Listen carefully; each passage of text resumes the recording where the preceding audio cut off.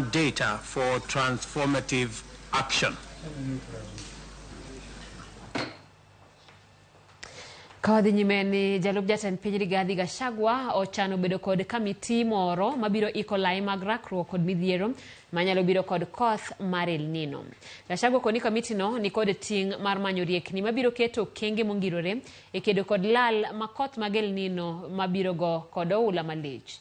Gachagua koni piny owacho tiyo kanyakla kod jokanyo kaka Red Cross Society mar nywako lwedo e reso jo Kenya manyalo biro yudore madiny kata kama diny e kinde kodhe mag Nino. Au moment de chercher à recruter des personnes pour travailler. Make a few remarks.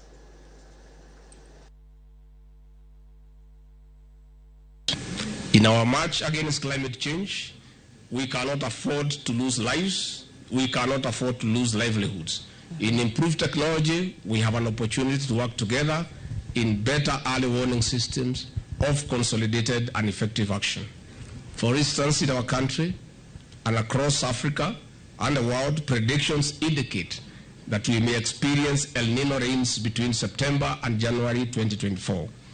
We invite you to work with us as we set up and implement measures to prevent possible tragedies. In that regard, next week I'll be convening the National Emergency Response Committee that I chair with all government agencies, development partners, the Red Cross, international organizations, and all other stakeholders to discuss our preparedness for the expected El Nino rains.